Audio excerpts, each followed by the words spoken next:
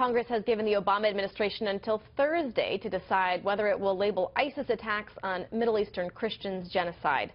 The bishop of the Coptic Orthodox Church is among religious leaders who came to Washington this week to implore the administration to take note of a nearly 300-page report outlining how ISIS is targeting Christians. Shannon Bream talked with him about his efforts. Bishop, thank you so much for making time for us. In looking through this report, no one can read this and not be stunned by the atrocities. This is something you've been witnessing for a long period of time. It is, and I'm so glad that it's come to the forefront. I'm very appreciative of everyone who's put in such an incredible effort.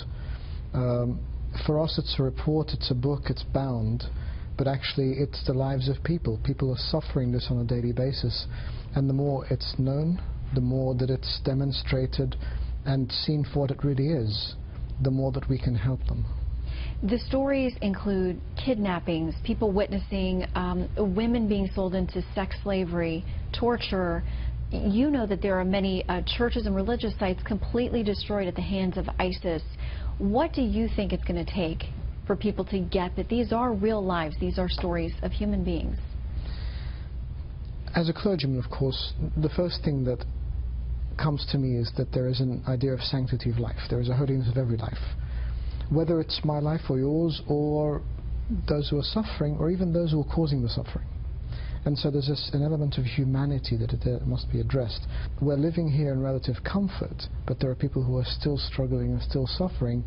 And within the concept of our own overall humanity, we really need to feel that pain. Do you have concern that we will see these reports? You mentioned the one on the cover of this report dealing with the 21 men who were kidnapped and executed in a very theatrical manner on a beach simply because of their faith and their unwillingness to renounce Jesus Christ. Do you worry that the world will become numb to these kinds of images?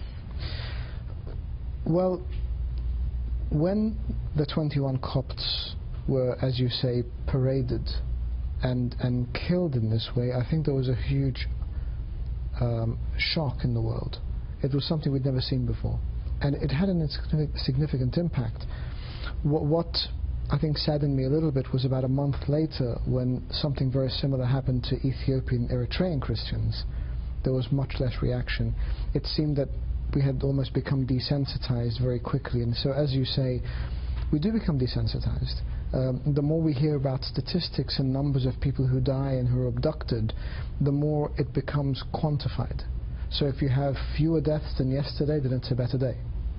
And we really need to realize that this suffering is not quantifiable in numbers, but in huge communities that are actually being pushed out of the region and almost non-existent now. I know you have some concerns that if certain groups who are suffering at the hands of ISIS are recognized as genocide victims, but others, including Christians, are not, it could have a devastating impact there. Absolutely. As much as we want the genocide to be recognized, what we need to realize is on the ground, the perpetrators of these crimes are going to read our actions. And what they will read from a partial recognition is that those who are recognized are supported and protected by the international community, while the others are not. And the ramifications will not just be in Iraq and Syria, it will be everywhere there is religious persecution, especially on Christians. They will become, I fear, a more legitimate and more significant target, and so we will actually be playing into that scenario where we make them more vulnerable. And I hope that decision makers, policy makers, will bear this in mind.